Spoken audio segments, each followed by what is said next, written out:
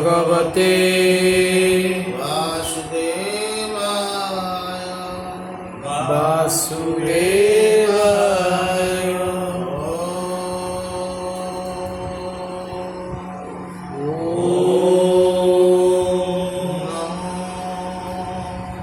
नमो भगवते वासुदेवाय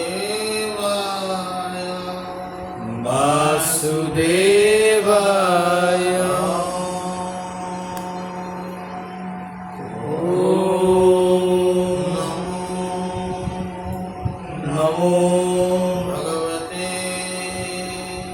भगवते वासुदेवाय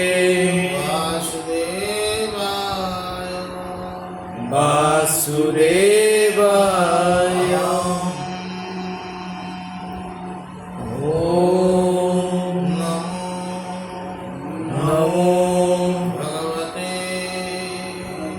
भगवते वासुदेवाय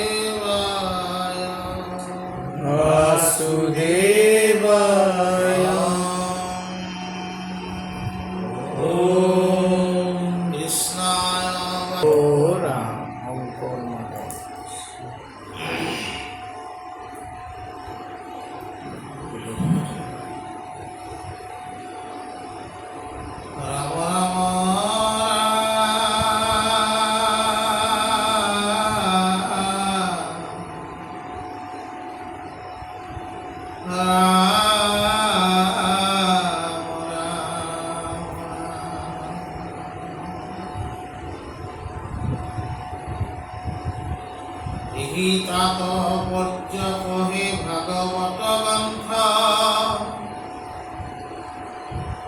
ইহালোকে হরি ভকতিকে মুক্ত পন্থ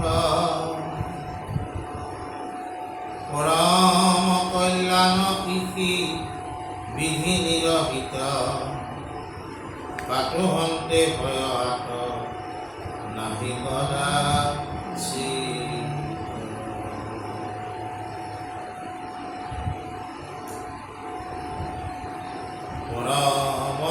উৎসুকে অতি যতে গমহন্ত ভকতি পথত মাত্র সদা প্রবর্তন্ত কহিলহু একো ভয় নাহি ভকতিত যমর বসনে তাক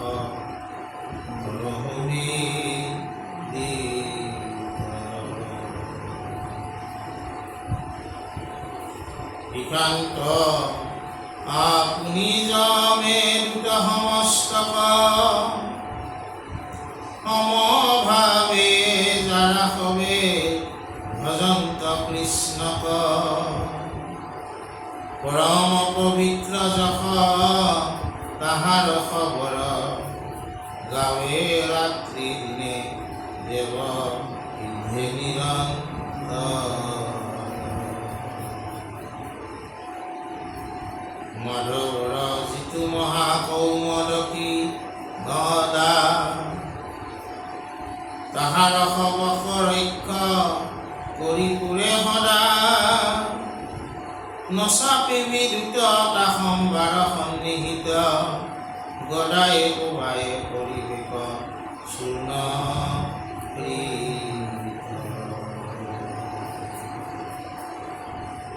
আজি মানে আমাৰ ৰত্নাৱলীত এই কথাটো কোৱা হৈছে যে এই যিটো কলিৰ কাল, এই কলিৰ কালত ইহলোকত আনো কোনো পন্থেৰে ভগৱন্তক ভজাটো মানে দুষ্কৰ। পৰম সুলভ পন্থ একমাত্ৰ কি ভগৱতী পন্থ। বাকীবিলাক পন্থ আছে, নাথাকা নহয়। এই পন্থবিলাক এই কলিৰ কালত অতি দুষ্কৰ বুলি কৈছে। সেই পন্থেৰে কোনোবাই যদি ঈশ্বৰক লগত যুক্ত হ'ব বিচাৰিছে, নানা ধৰণৰ বিঘিনি ৰহিত কৰিব, তেওঁ মানে বিঘিনিয়ে তেওঁক বাধা দিব।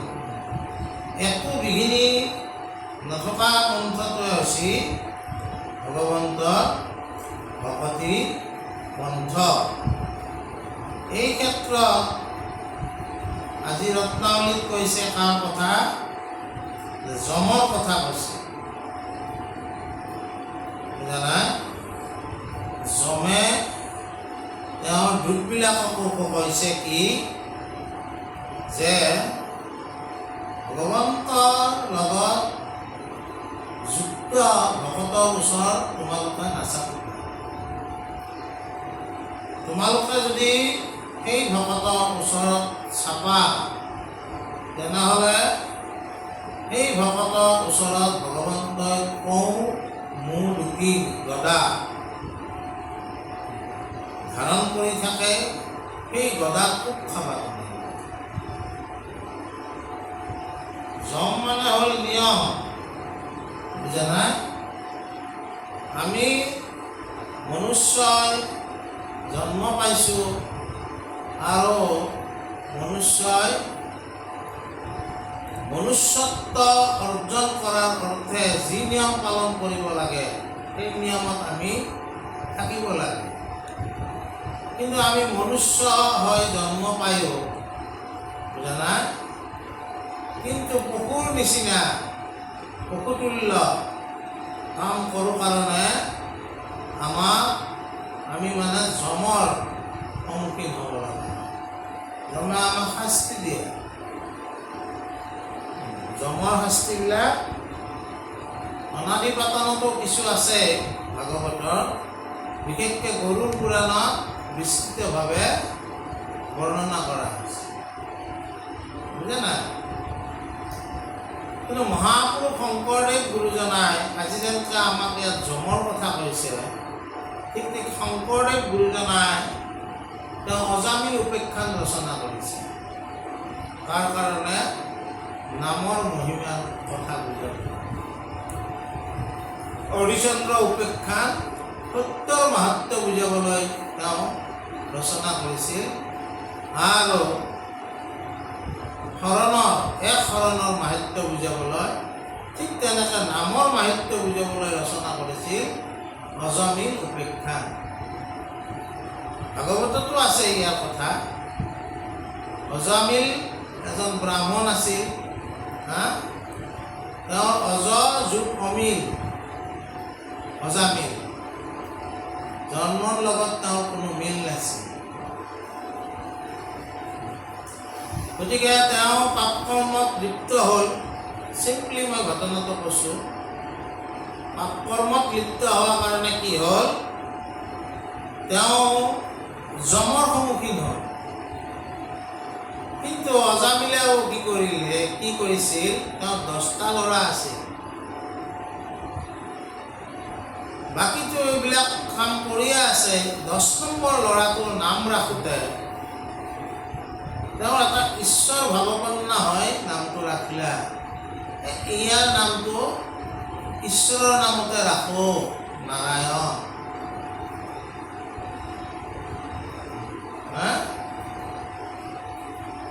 অতি দয়াতৰে কনিষ্ঠ পুত্ৰৰ নাৰায়ণ নাম থৈল।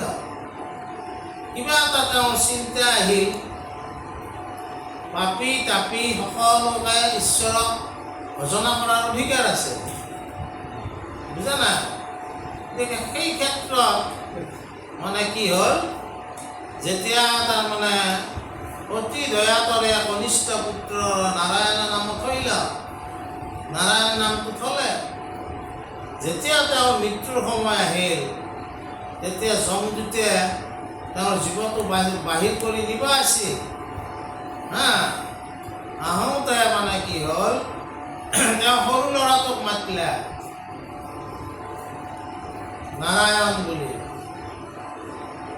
কিন্তু যোনদিনা নাম থৈছিল সিদিনাই তেওঁ ঈশ্বৰক ভাবিছিল নহয়। গতিকে ঈশ্বৰে সেই সৰু ল'ৰাটোক মাতোতেও ঈশ্বৰে যমৰ দূতক মুখামুখি হ'বলৈ বিষ্ণুদূতক খেলি দিলে,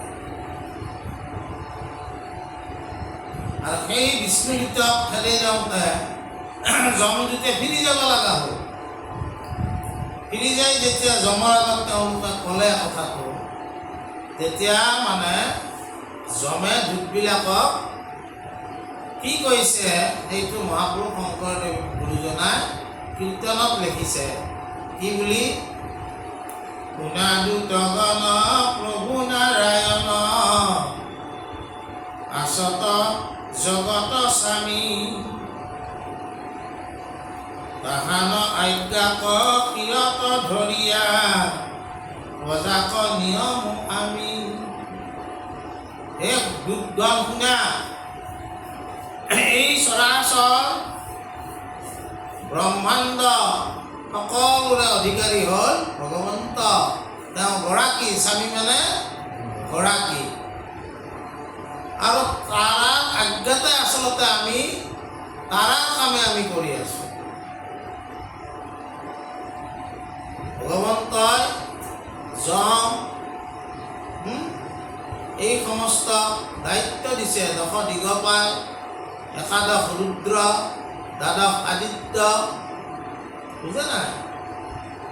এই সমস্ত নিজে নিজে দায়িত্ব দিছে। সেই দায়িত্ববিলাক ভগৱন্ত পুৰুষৰ দায়িত্ব হিচাপে সদায় কৰি আছে। তেওঁ সূৰ্যই সদায় ৰাতিপুৱা উদয় হৈ ৰাতিবেলা অস্ত যাই আছে, সদায়, বুজা নাই? ভগৱন্তৰ এইবিলাক দায়িত্ব তেওঁলোকে পালন কৰি আছে। কিন্তু ভগৱন্তৰ দায়িত্ব পালন কৰি থাকি ভগৱন্তই যিজনক তেওঁৰ পৰা যুক্ত কৰি ৰাখিব খোজে তেওঁক যমে আনিবা সাহস নাই। তেওঁ যমৰ পৰা মুক্ত, আৰু সেইকাৰণে দূতগণক কৈছে যে তেওঁৰ আজ্ঞাতে আমি আচলতে নিয়ম পালন কৰিছোঁ। তেওঁ যদি কাৰোবাক ভাল পায়, তেওঁ যদি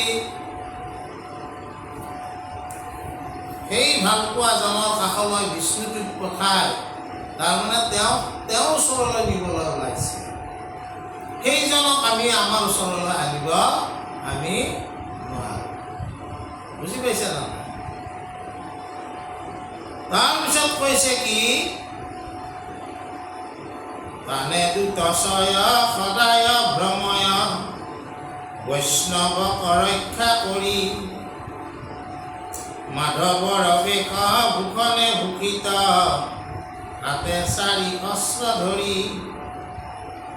যে ভগৱন্তৰ এই বিষ্ণুদূতসকলে মানে 4 অস্ত্ৰ, শংখ চক্ৰ গদা পদ্ম, এই 4 অস্ত্ৰ ধৰি তাৰাভাৱে সদায় ভগৱন্তৰ ভকতক ৰক্ষা কৰি থাকে। তেওঁলোকৰ ওচৰত আমি দূত পঠাব নোৱাৰোঁ। দেৱৰী কিন্নৰ সিদ্ধ বিদ্যাধৰ অসুৰ চাৰণ গণে হৰিৰ নামৰ গুপ্ত মহিমাক শম্ভু কেহু নজানে। ঈশ্বৰৰ যি নামৰ মহিমা, হৰিনামৰ মহিমা, দেৱ সিদ্ধ ঋষি বিদ্যাধৰ অসুৰ এই সমস্ত নাজানে। হৰিনামৰ মহিমা জানাটো ইমান সহজ নহয়। কোনে জানে? বিষ্ণু জানন্তি ইতি বৈষ্ণৱ। বিষ্ণু জ্ঞান বৈষ্ণৱসকলেহে কিছু কিছু জানে, বুজে নাই? সেইকাৰণে কৈছে ব্ৰহ্মাহৰ মনু কপিল কুমাৰ কুক ভীষ্ম বলিৰাই প্ৰহ্লাদ নাৰদ জনক আমিকে 12 জন সমুদায়।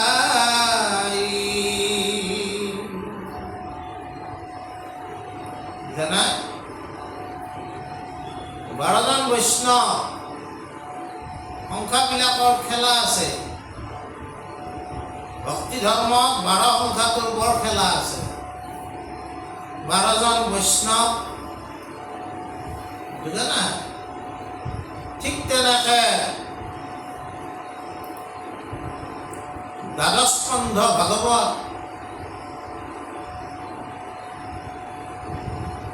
ভাগৱতৰ ওম নমো ভগৱতে বাসুদেৱ দ্বাদশ অক্ষৰী বিষ্ণু মন্ত্ৰ। এই 12 সংখ্যাটোৰ ভক্তি ধৰ্মৰ লগত সম্বন্ধ আছে। আৰু সত্ৰবিলাকতো কি আছে? 12 বুঢ়া পাতাৰ নিয়ম আছে। আমাৰ সত্ৰতো আছে। 12 জন বুঢ়া পাতা হয়। বুঢ়া মানে, বুঢ়া শব্দটো বয়সীয়ালক কথাই নুবুজায়। বুঢ়া শব্দটো মানে গুণী জ্ঞানীৰ কথাও বুজায়। তাৰমানে জ্ঞানত তেওঁলোক অভিজ্ঞ, সেইকাৰণে তেওঁলোকক বুঢ়া ভকত বুলি কোৱা হয়। আৰু সত্ৰবিলাকত এই 12 বুঢ়াৰ পাতি লোৱাৰ এটা নিয়ম আছে। আমাৰ বুদ্ধা মহন্ত বা সপ্তমজনা সত্ৰাধিকাৰে এই নিয়মটো তেওঁৰ দিনত আমাৰ সত্ৰত বলৱৎ কৰিছিলে। সেইকাৰণে বহুতে এই সত্ৰখন কি বুলি কোৱা হয়? 12 ঘোঁৰা আছে বুলি কোৱা। আচলতে 12 বুঢ়া, 12 ঘোঁৰা নহয়। আমাৰ শুৱালকুছিত অপ্ৰভংশ হয় কি হ'ল? 12 বুঢ়াৰ সলনি 12 ঘৰীয়া ঘৰত 12 ঘৰৰ সত্ৰ বুলি ভাবে। নহয়, আচলতে 12 বুঢ়া এটা পদবী। 12 জন জ্যেষ্ঠ শ্ৰেষ্ঠ ভকতক আগস্থানত আগশাৰীত বহিবলৈ দিয়া হয়। আৰু সেই 12 জন ভকতক লৈয়ে নাম গোৱা হয়। তিথি পাৰ্বণ সকলোতে নিত্য নৈমিত্তিক প্ৰসংগবিলাকত তেওঁলোক উপস্থিত থাকিব লাগে। তেওঁলোকে যদি উপস্থিত থাকিব নোৱাৰে, তেওঁলোকে সত্ৰত দণ্ড দিব লগা হয় যে মই যোৱাকালি থাকিব নোৱাৰিলোঁ, যে এই 1 ঘণ্টা খৰচা তামোল পানেদি সেৱা কৰে, তেওঁ দায়িত্বটো পালন নকৰিলে, বুজা নাই? এই নিয়মবিলাক আছে। আমাৰ ইয়াত 12 বৈষ্ণৱৰ কথা কৈছে। ব্ৰহ্মা, হৰ মানে মহাদেৱ, মনু, কপিল, কুমাৰ, কুক, ভীষ্ম, বলিৰাই, প্ৰহ্লাদ, নাৰদ, জনক আৰু যম নিজে। যমো এজন বৈষ্ণৱ। গতিকে যমে কৈছে যে পৰম গুপুত হৰিনাম ধৰ্ম জানি আছো শুদ্ধভাৱে, জাক আচৰিলে খাৱতে বকিয়া দুৰ্লভ মুকুতি পাবে। যমে নিজে কৈছে যে যি হৰিনাম ধৰ্ম আচৰণ কৰিলে দুৰ্লভ মুকুতি হাততে পোৱা যায়। গতিকে মুকুতি পোৱাজনক কেনেকৈ আমি আনিম? হৰিৰ ভকতি কৰে সৰ্বদাই, কৰিয়া কীৰ্তন কৰ্ম, মনুষ্য লোকত এহি মানে মাত্ৰ পুৰুষৰ শ্ৰেষ্ঠ ধৰ্ম। যমে কৈছে এই হৰিনাম ভকতিয়ে হ'ল কলিৰ যুগৰ পুৰুষৰ শ্ৰেষ্ঠ ধৰ্ম। হৰিনাম ধৰ্ম স্মৰণ মহিমা দেখিও দ্ৰুত সম্প্ৰতি, পাপী অজামিলে নাৰায়ণ বুলি পাইলে ক পৰম গতি। মহাপাপী অজামিলে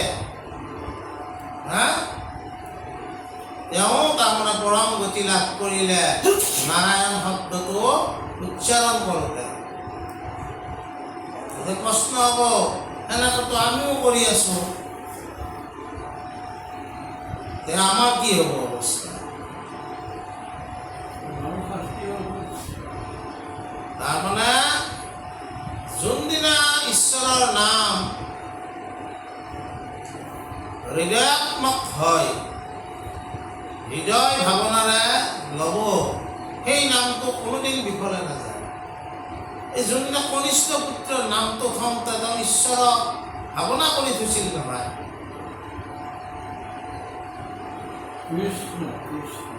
অতি দয়াকৰ কনিষ্ঠ পুত্ৰৰ নাৰায়ণ নামত হইল।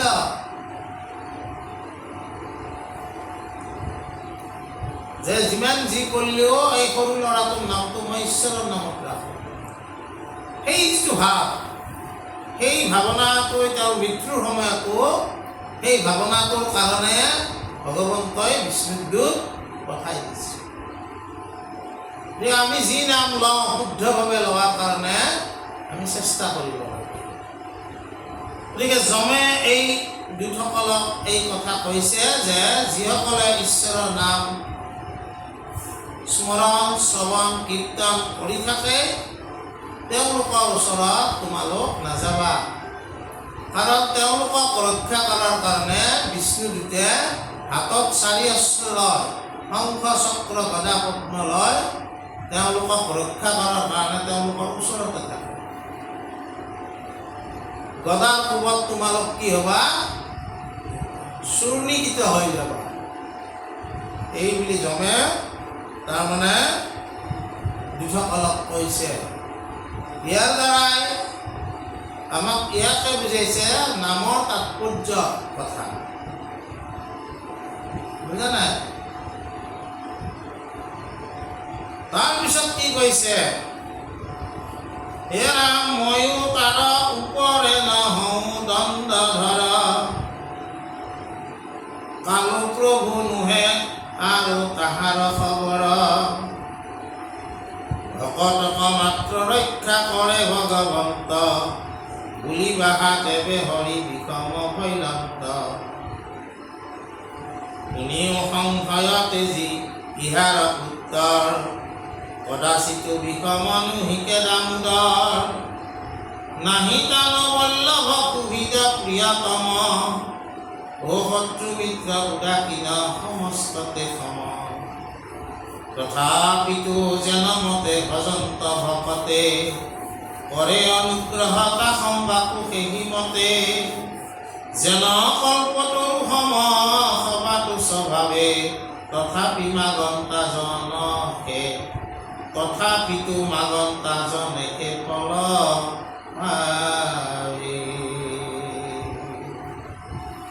এই মতে ভজন্তাক ভজন্ত ঈশ্বৰে, তাহাং কবি কম বোলে কমন পামৰে, ভকত জনক মাত্ৰ ভজে নাৰায়ণ, লয়ুক প্ৰমাণ ভগৱন্তৰ বচনে।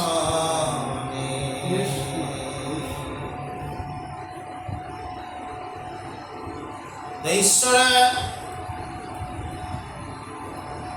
যমক এই ন্যায় দণ্ডডাল ধৰি ৰাখিব দিছে, অৰ্পণ কৰিছে। ন্যায় দণ্ড, কিন্তু দণ্ড তেওঁ ল'লেও তেওঁ তাৰমানে সুপ্ৰিম নহয়। সুপ্ৰিমেহে তেওঁক দিছিল, সুপ্ৰিম হ'ল ভগৱন্ত পুৰুষে।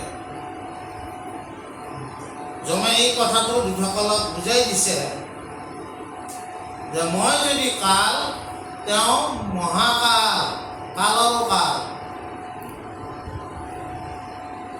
বৰগীতত মহাপুৰুষ মাধৱদেৱে লিখছি, বুজা নাই? কি লিখছি? কালৰ কাল তুমি চাহেব হৰি, নাহি নাহি দেখো তোমাক ফৰি। কালৰ কাল তেওঁ, বুজা নাই? যমে সেই কথাটো স্বীকাৰ কৰিছিল দূতসকলৰ আগত যে তোমালোকে নাভাবিবা যে ময়ে দণ্ডধৰ বুলি। মুখ্য ওপৰত তেওঁ আছে, তেওঁহে মোক এই পদত নিয়োগ কৰিছে, মোৰ একো পদহে। তাৰপিছত আমাক ৰত্নাৱলীয়ে কৈছে কি বুলি, যে তাৰমানে ভগৱন্তই ভকতক ৰক্ষা কৰে, বাকীবিলাকক কি কৰে? ভক্তি কৰা ভকতসকলক বাৰু ভগৱন্তই ৰক্ষা কৰে, বাকী যিবিলাক চৰাচৰ জীৱ, যিমান উৰণ বুৰণ গজন ভ্ৰমণ, যত জীৱ জংগম কীট পতংগম অগণগ জগতেৰি কায়া, চব ভগৱন্তৰে কায়া, তেখেতসকলৰ ক্ষেত্ৰত কি কৰে? সকলোৱেতো ভগৱন্তৰ ভকত নহয়, বুজা? তাৰমানে ভগৱন্ত সন্ন বিষম।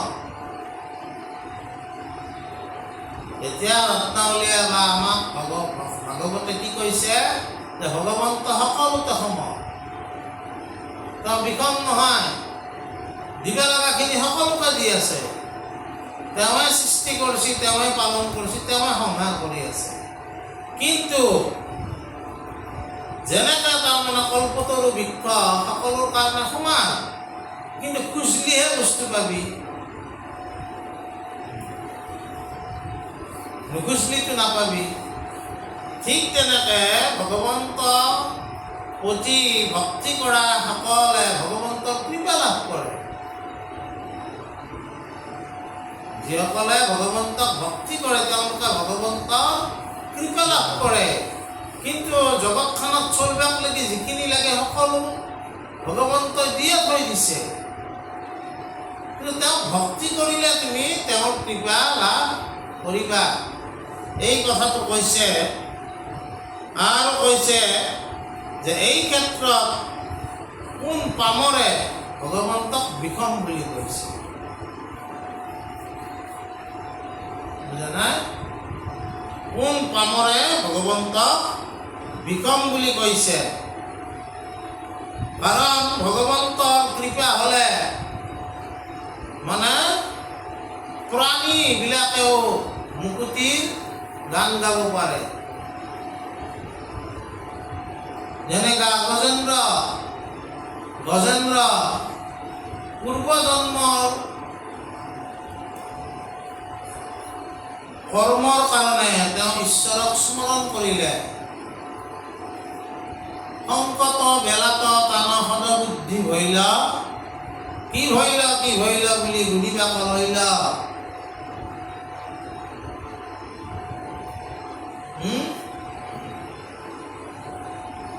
আমাকো ৰাখিবে আৱে কমন বান্ধৱ, অন্তকালে গতি মোৰ কেৱলে মাধৱ। যেতিয়া তেওঁ সৰোবৰত গজেন্দ্ৰ গ্ৰাহে ধৰিলে, শেষত তেওঁৰ মানে সদবুদ্ধি হ'ল। এই সদবুদ্ধি হৈ তেওঁ চিন্তা কৰিলে যে মোক বচাব লাগিলে একমাত্ৰ ঈশ্বৰৰ বাহিৰে কোনেও মোক বচাব নোৱাৰে। আমাকো ৰাখিবে আৱে কমন বান্ধৱ, কোনো বান্ধৱ নাই মোৰ, কোনেও মোক ৰাখিব নোৱাৰে। অন্তকালে গতি মোৰ কেৱলে মাধৱ, একমাত্ৰ ভগৱন্ত পুৰুষে মোক ৰাখিব পাৰিব। আৰু সেইকাৰণে তেওঁ কি কৰিলে, কুণ্ডে মেৰাই পদ্মগুত ওপৰক তুলি গজেন্দ্ৰে শৈলীৰ শৰণ লইলা, ত্ৰাহি হৰি বুলি ঈশ্বৰৰ ওচৰত তেওঁ শৰণ আৰু সেইকাৰণে শুনি হৰি শীঘ্ৰে গৰুৰৰ স্কন্ধে ভকতক ৰাখিবাক আখিলা প্ৰবন্ধে।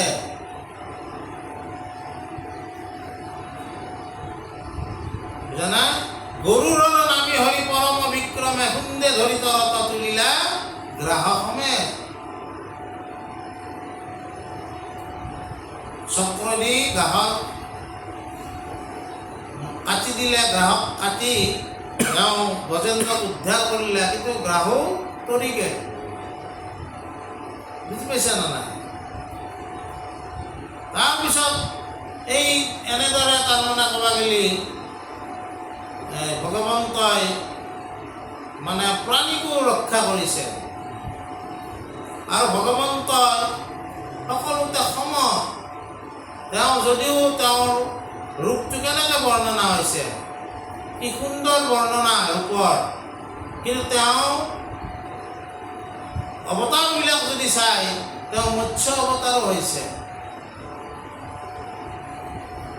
মৎস্য কুৰ্ম নৰসিংহ বামন পৰশুৰাম হৰিৰাম বৰাহ শ্ৰীৰাম বুদ্ধ কল্কি নামে দশ আকৃতি ধৰিছা কৃষ্ণ তজুপামে কৰহো প্ৰণাম। ঈশ্বৰে মৎস্য কুৰ্ম নৰসিংহ বামন পৰশুৰাম অকল মনুষ্যৰ ৰূপৰে অৱতাৰ হোৱা নাই, আনকি বৰাহৰ ৰূপতো তেওঁ অৱতাৰ হৈছে। গতিকে ঈশ্বৰ সকলোতে সকলোকে সমদৃষ্টিৰে তেওঁ ৰক্ষা কৰি আছে। কিন্তু ঈশ্বৰক ভক্তি কৰা সকলক, যিসকলে ঈশ্বৰক ভজনা কৰে, ঈশ্বৰেও তেওঁলোকক ভজে বুলি কৈছে।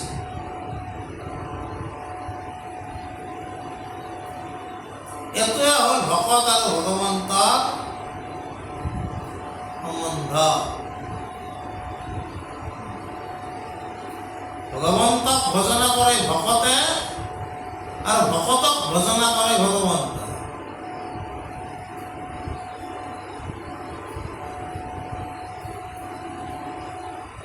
বুজানা? এই কথাটো আমাক ৰত্নাৱলীয়ে কৈছে। আৰু এই ঈশ্বৰৰ কৃপা হ'লে যেতিয়া ব্ৰজত মানে যমুনাৰ বালিত যেতিয়া ৰাস কৰিছিলে, এই ৰাসৰ সময়ত মানে তাৰে যত যক্ষ ৰক্ষ স্ত্ৰী ক্ষুদ্ৰ যত ব্ৰজবাসী, যক্ষ ৰক্ষ স্ত্ৰী ক্ষুদ্ৰ যত ব্ৰজবাসী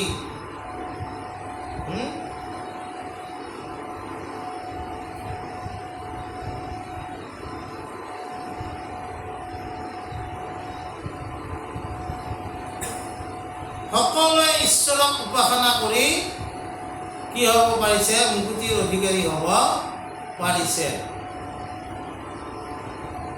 এই কথাটো ভগৱন্তই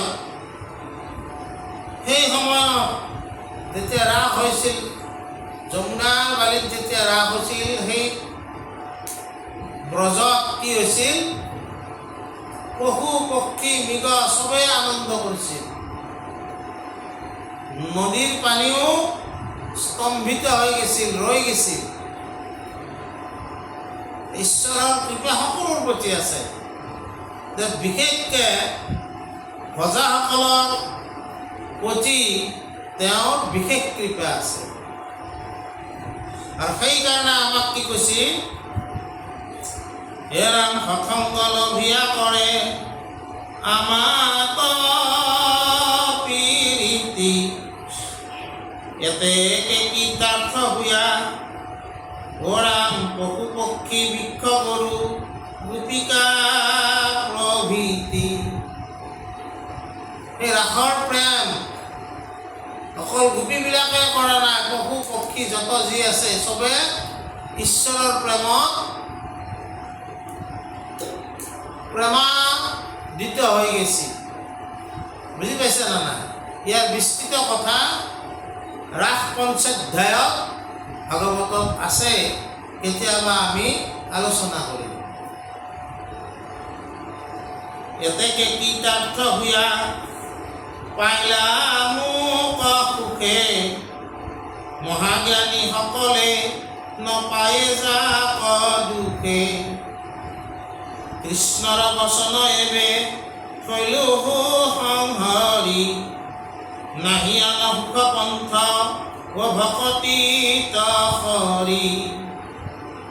আমাক কি ক'লে যে সেই ভগৱন্ত পুৰুষে প্ৰেম ভক্তিৰ দ্বাৰা আমি সকলোৱে ভগৱন্তৰ লগত যুক্ত হ'ব পাৰোঁ। প্ৰেম বুজা নাই? কিন্তু কেনেকৈ প্ৰেম কৰিব লাগিব? তেওঁকে ভাল পাব লাগিব। আৰু যদি বহুতক ভাল পোৱা থাকে সেইটো কি প্ৰেম হ'ব?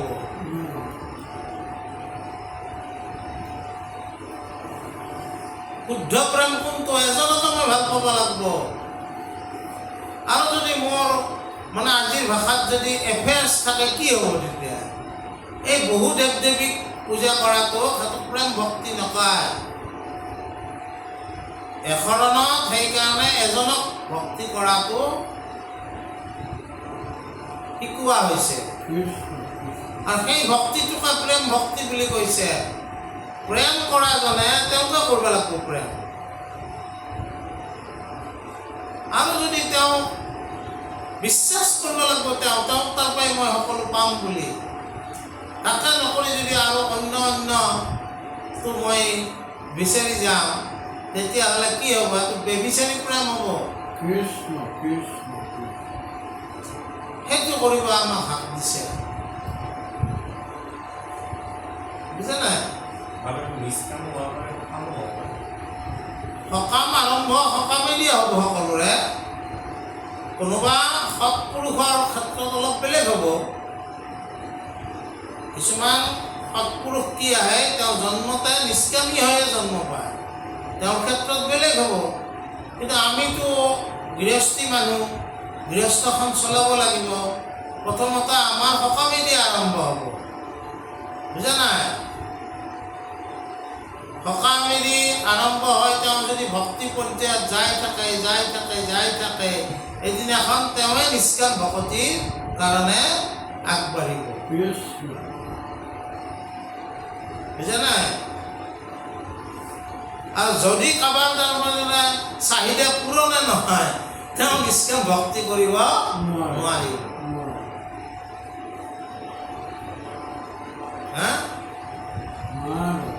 চাহিদা আমাৰ যিটো অৰ্থনীতিত বুজাইছিল চাহিদা, কাক কয় চাহিদা?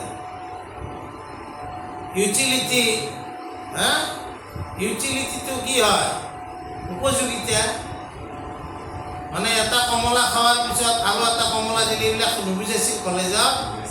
বুজাইছিল নাই? তাৰপিছত মোৰ পিছৰ কমলাটো খোৱাৰ কাৰণে সিমান আগ্ৰহ নাথাকে। প্ৰথমটোত যিমান আগ্ৰহ আছে, তাৰপিছততো আৰু আগ্ৰহ কমি যায়। ঠিক তেনেকৈ সকাম ভক্তিটো কৰোঁতে তোমাৰ সকাম ভক্তিৰ প্ৰতি আগ্ৰহটো কমিব লাগে। যদি নকমে তেনেহ'লে তুমি নিষ্কাম ভক্তি কেতিয়াও নকৰিলে। বুজা নাই? সদায় তোমাৰ অভীষ্ট সাধনতে তুমি থাকিলা। বুজা নাই? গতিকে আমাক আজি কৈছে, সেইকাৰণে আমাক আজি কৈছে কি যে তাৎপৰ্য বুলি কৈছে। তাৎপৰ্য ভক্তিৰ তাৎপৰ্য যে কি এই লোকক ঈশ্বৰ হৰি ভকতিৰ মুখ্য পন্থ বুলি কৈছে। হৰি ভক্তিটোৱে হৈছে এই লোকক মুখ্য পন্থ বুলি কৈছে। এই তাৎপৰ্য সম্পৰ্কত মহাপুৰুষ শংকৰদেৱে আমি খুব মানে ভাগ্যশীল। আমি বহুত বিচাৰিবই নালাগে। শংকৰদেৱ মাধৱদেৱে যি আমাক কীৰ্তন ঘোষা দিছে, নাম ঘোষা দিছে, ৰত্নাৱলী, দশম আৰু আদি বিভিন্ন গ্ৰন্থ তেওঁলোকে ৰচনা কৰিছে। এই ৰচনাসমূহতে তেওঁলোকে কথাবিলাক সুন্দৰকৈ বুজাই থৈ গৈছে। কীৰ্তনতো এটা তাৎপৰ্যৰ ঘোষা আছে, বিদ্যা আছে। কৃষ্ণ সূৰ্য ভৈলন্ত উদিত গাই থাকোঁ আমি, এইটো তাৎপৰ্যৰ ঘোষা। মাধৱ বান্ধৱ উদ্ধাৰা বা কতনো সহিব সংসাৰতা, এইটো তাৎপৰ্য। ইয়াতে কীৰ্তনখন শেষ হয়। ইয়াতে কি কৈছে যে বুলন্ত সুকে শুনা নিপবৰ্য বাঢ়য় স্কন্দৰ যি তাৎপৰ্য। 12 স্কন্ধ ভাগৱতৰ যি তাৎপৰ্য শংকৰদেৱ গুৰুজনাই এই ঘোষাটোৰ জৰিয়তে প্ৰকাশ কৰিছে। কি ঘোষাটোত আছে? কৃষ্ণ বিনে নাই অপৰ দেও, জানিয়া কৃষ্ণক কৰিও সেও। কৃষ্ণত বাহিৰে আৰু বেলেগ দেৱতা নাই, এইবিলাক কৃষ্ণই দিয়া পদহে। মূল দেৱতা কৃষ্ণস্তু ভগৱন্ত স্বয়ং, বুজা নাই? কৃষ্ণ বিনে নাই অপৰ দেও, জানিয়া কৃষ্ণক কৰিও সেও। আৰু কৃষ্ণক কোনে বুজিব পাৰিব, কৃষ্ণ কথা কোনে শুনিব পাৰিব? যাহাৰ পুণ্য আছে অসংসাৰ, সিহে কাণ পাতে কৃষ্ণ কথা। তোমাৰ পুণ্য থাকিব লাগিব, সেই পুণ্য থাকিলেহে তুমি তোমাৰ কাণখন কৃষ্ণ কথা লৈ যাব। আৰু কি কৈছে? সেহিহে কৃষ্ণক বোলে আপোনাৰ শুনিও কৃষ্ণ দেৱতাৰ গুণ।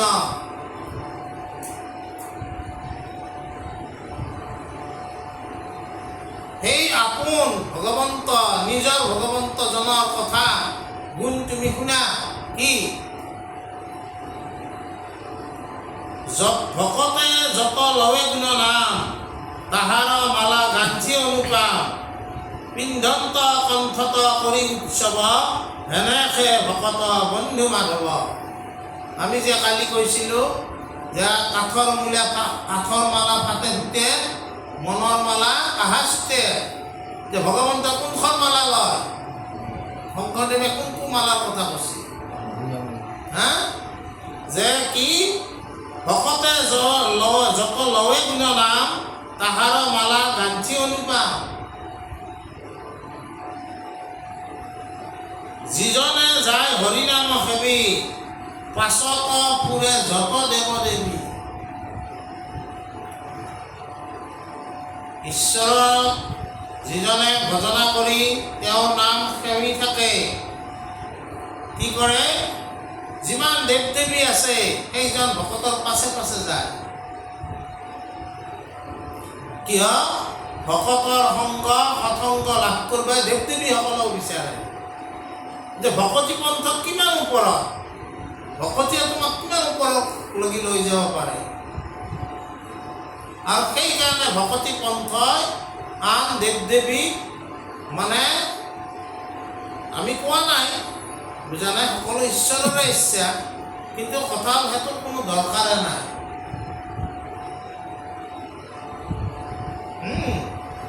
তুমি সেৱা কৰা তেওঁলোকৰ ঈশ্বৰৰ অংশ বুলি, হা? কিন্তু তেওঁলোকক একো খোজবাদ দৰকাৰ তোমাৰ নালাগে।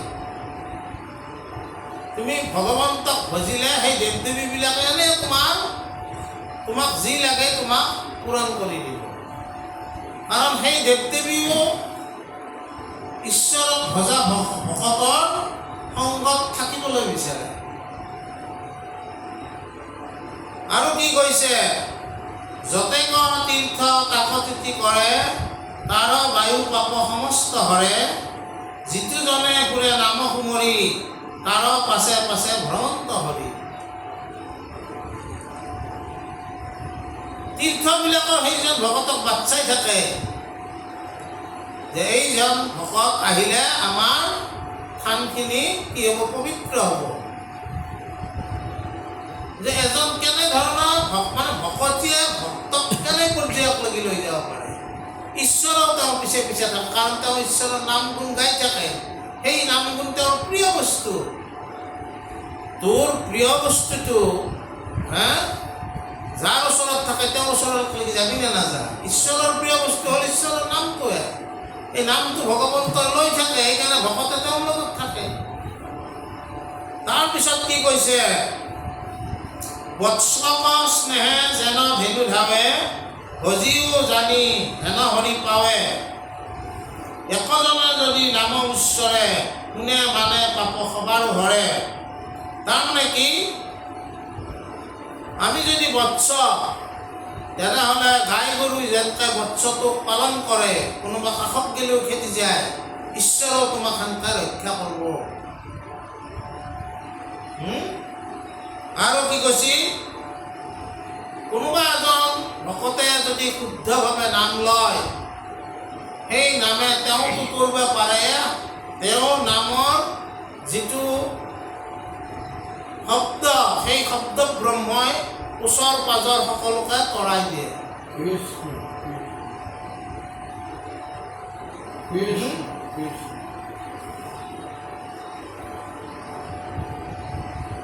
ওচৰৰ পাজৰৰ কোনে মানে সকলোকে তৰাই দিয়ে। আৰু সেইকাৰণে আমাৰ নামঘৰত দবা শংখৰ ব্যৱহাৰ কৰা হয়। সকলোৱে নামলৈ আহিব নোৱাৰে। নামখিনি ভকতসকলে গায়, আইমাতৃসকলে একেলগে গায়। কি কৰে? শেষত দবা বজাই দিয়ে, নাম হ'ল। এই মানে দবা শংখ ধ্বনি বাজাৰ লগে লগে ৰাস্তাইদি যোৱাজনে দবাৰ মাতটো শুনাজনে একবাৰ কৃষ্ণক স্মৰণ কৰে। কৃষ্ণ। সেইকাৰণে নামঘৰত এইবিলাক ৰখা হৈছে যে পবিত্ৰভাৱে ভকতসকলে নাম গায়, দবা শংখ বজাই দিয়াৰ লগে লগে সেই পবিত্ৰতাই ওচৰৰ জনকো চুৱে। আৰু সেইকাৰণে তেওঁ কি বুলি কয়? কৃষ্ণ। বুজা নাই? তাৰপিছত কৈছে কি?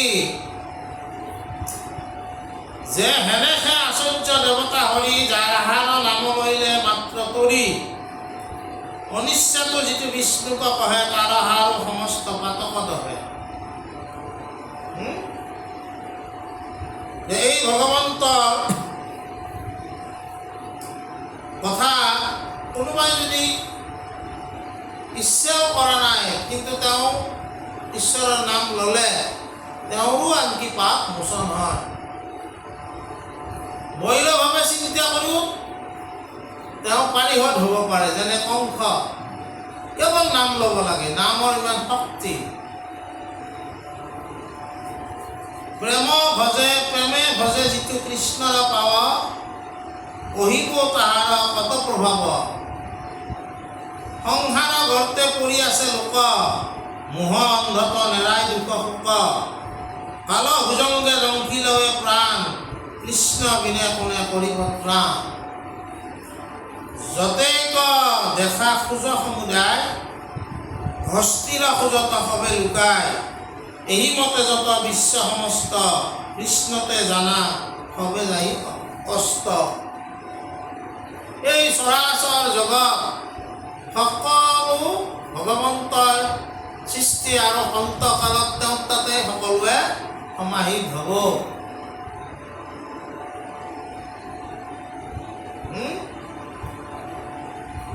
আমি অতি পাতকীও কৰি হৰিক, ধ্যাৱে কৃষ্ণক এত নিমিষ। হৈল পুণ্যহানি ঘিউ বিচিত্ৰ, পবিত্ৰ কাৰিকো কৰে পবিত্ৰ। মহাপাপীসকলেও যদি এক নিমিষ মাত্ৰ ঈশ্বৰৰ নাম পবিত্ৰ হৃদয়েৰে লয়, অজামিলৰে সেইটো হ'ল। গতিকে তেওঁকো কি কৰে? সেই নামে কৰাব পাৰে। এয়া হ'ল নামৰ তাৰমানে বিচিত্ৰ কথা। এই হ'ল নামৰ বিচিত্ৰ কথা। এক নিমিষ মাত্ৰ অজামিলে অতি দয়া কৰে, কনিষ্ঠ পুত্ৰৰ নাৰায়ণ নামত থৈল। সিদিনা যাতে ঈশ্বৰৰ কথা অলপ তেওঁ ভাবিলা, অন্তকালত সেইটো ভাৱনাই তেওঁ তৰণৰ পথ দিলা।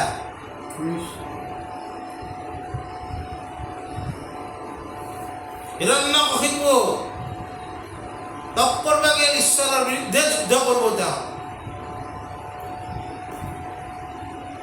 কয়াধুই কলা, তেওঁৰ পত্নীৰ নাম কয়াধু আছিল, যে স্বামী তুমিতো বহুত দিন নাথাকিবা, আজি মোৰ লগত তুমি থাকিব লাগিব। হিৰণ্যকশিপু ভাবিলা কি হয়োতো সংসাৰখন মই এৰি যাম, আজি পত্নী মোক থাকিবলৈ দিছে, মই থাকোঁ। গধূলি সময় হৈছে, ৰাত্ৰিৰ কাল ৰাতি হৈ আহিছে, তেওঁলোক শয্যাত উঠিছে। উঠাৰ সময়ত কয়াধুই কৈছে, স্বামী এই গছৰ ডালত চৰাইটোৱে কিবা কৈ আছে শুনিছেনে? তেওঁ মানে নুশুনে, নাৰায়ণ নাম লৈ আছে, নাই গুৰুত্ব নেদে, তাৰমানে তেওঁ দেখিবই নোৱাৰে নহয় ভাতৃবৈৰী বুলি, বুজা নাই? তেওঁ আৰু মানে এৰি দিয়া নাই, আৰু কৈছে স্বামী মই কিবা এটা কৈছোঁ, গছৰ ডালত থকা চৰাইটোৱে কি নাম কি কৈ আছে? নাই নামতে মুঠৰ শত্ৰুৰ নাম নলয়। বাৰে বাৰে তেওঁ যেতিয়া কৈ আছে, পত্নী ভাবিছে যে তোমাক আজি মই সেই নামটো কীৰ্তন কৰামে, এই বুলি বাৰে বাৰে সুধোতে নাৰায়ণ নাম লৈছে, কিনো হ'ল তাতে? হ'ব চাব। আৰু সেইকাৰণে সেই যে নাম ললা আৰু পত্নীৰ লগত একেলগে ৰাতিটো কটালা, তাৰ কাৰণে কোন জন্ম পালা? ভক্ত প্ৰহ্লাদ। নামৰ মহিমা ইমান বিচিত্ৰ, কথাটো বুজি পাইছা না নাই? ইমান নামৰ মহিমা বিচিত্ৰ, তাৰমানে কি কৰে? পৰম সম্পদ হৰিভকতি আপদ জানা হৰি বিৰকতি। মনুষ্য জন্ম পৰম সম্পদটোৱে হৈছে হৰিভক্তি, আপদ হ'ল হৰি বিৰকতি। যদি হৰিৰ বিমুখ হৈ আছে, তেওঁ আপদত পৰি আছে, তেওঁ সেই বিপদৰ পৰা ৰক্ষা কোনেও কৰিব নোৱাৰে। মহাপাপী আতি অধৰ্ম জাতি, তাকো নামে কৰে পবিত্ৰ আতি। হেনেকে নাম ধৰ্ম শিৰোমণি, পাপ অৰণ্যৰ যেনে অৱনী। অস্পৃশ্যৰো অস্পৃশ্যই, অন্তৰ্যৰো অন্তৰ্যে নাম লয়, তেওঁ পৰাণৰ পথ তেওঁতো পায়ে, জগতকো দিব পাৰে। শংকৰদেৱ পুত্ৰ নিজে আছিল, কিন্তু নামৰ মহিমা তেওঁ বুজি পাইছিল কাৰণে নামৰ মহিমা তেওঁ জগতত প্ৰচাৰ কৰিছিল। এই শংকৰদেৱে যিটো পথ দেখুৱাইছে, এই নামৰ মহিমাৰ দ্বাৰাই লোক এই সুগম পন্থ আমি নাপাইছোঁ, হয়নে নহয়? তাৰপিছত আছে কি যে নাম হৈছে ধৰ্মৰ শিৰোমণি, সকলো ধৰ্মৰ শিৰোমণি ওপৰত আছে নাম ধৰ্ম। নম হৰি নাৰায়ণ ৰাম ৰাম ৰাম, সৰ্বধৰ্ম শিৰোমণি ত্বয়া গুণম নাম। তাৰপিছত কি কৈছে যে কলিত পৰম উপায় নাম একদাই আহিছে তৃতীয় কাম। এই কলিৰ কালত পৰম উপায়টোৱে হৈছে নাম ধৰ্ম, তাতকৈ বেলেগ উপায় আৰু একো নাই। ভকতি পন্থ, এই নাম ধৰ্ম অৱলম্বন কৰিলে তিনিটা কাম একেলগে হয়। কি হয়? উপজে পুণ্য পাপ हुए দূৰ, মিলে মহামুখ্য সুখ কচু। পুণ্য উপজে পাপ দূৰ হয় আৰু মুকুতিৰ পথ তেওঁ পায়। কলিত লোকৰ মলিনমতি, নুপুজয় আন্ন পুনঃ সম্প্ৰতি। নামেকে পৰম ধৰ্ম কলিত, নামেকে মৰণ সমলবিত। এই কলিৰ কালত যিহেতু পৰীক্ষিতৰ দিনত কলিয়ে প্ৰৱেশ কৰিছে, কলিৰ প্ৰভাৱ সকলো লোকৰ ওপৰত পৰিবই। এই প্ৰভাৱৰ পৰা যদি আমি মুক্ত হ'ব লাগে, তাৰ কাৰণে আমি ঈশ্বৰৰ নামত শৰণাপন্ন হ'ব লাগিব। কৃষ্ণ আৰু ঈশ্বৰৰ নামেহে তোমাক নামকে তাৰমানে ক'ব গ'লে পৰম বিত্ত বুলি কৈছে, মানে ধন। বিত্ত মানে ধন। আৰু সেই বিত্ত লৈ তুমি মৰণ সময়লৈকে সেই বিত্ত লৈ তুমি তাৰমানে এই ভৱ সংসাৰতহে টকা পইচা দি চলিলা। ভৱ সংসাৰ পাৰ হ'ব লাগিলে কি বিত্ত লৈ যাবা? ৰামে যেতিয়া সৰজু নদী পাৰ কৰাৰ কাৰণে কৈৱৰ্তৰ নাম উঠিছিল, নিষেধ ৰাজা, তেতিয়া ৰামে পইচা দিছিলতো। ৰামৰ পইচাটো নল্লা। তেওঁ কি কৈছে জানা না নাই? যে তোমাক মই এইটো নদী পাৰ কৰি দিলোঁ, কিন্তু মই তোমাক পইচা নলাওঁ, তুমি মোক সেইটো নদী পাৰ কৰি দিবা। কোনটো নদী? ভৱ নদী। আৰু ৰাম নাম ল'লেহে ভৱ নদী। ও হৰি ৰাম নামে খাৰ, ও ভাই হৰি নামে খাৰ, নামেহে কৰাই গোপাৰে ভৱ নদী পাৰ। এনে লোকগীততে গাই থৈছে। গতিকে এই নামৰ হ'ল বিচিত্ৰ কথা। গতিকে নামৰ কথা কৈ কোনেও শেষ কৰিব নোৱাৰে। যে আমাক ৰত্নাৱলী আজি এই নাম সম্পৰ্কে কথা ক'লে শেষত 4 লাইন আছে, আমি সামৰি দিম। কৃষ্ণ হে ৰাম জানি সাধুজন ভকতি কৰা সাৰ, তৰিবা সুখে ঘূৰা সংসাৰ নিকাৰ, ভজিয়া কৃষ্ণ কমুখে ধৰা গুণ নাম, সমস্ত সমাজে ডাকি বোলা ৰাম ৰাম ৰাম, সমস্ত সমাজে ডাকি বোলা ৰাম ৰাম হৰি ৰাম।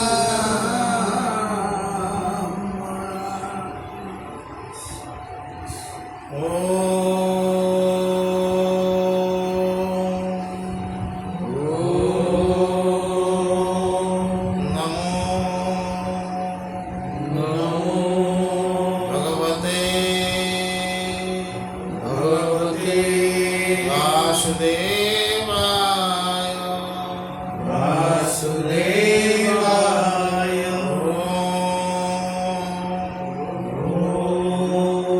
असतमा सद्गमय तमसमा ज्योतिर्गमय मृत्युर्मा अमृतं गमय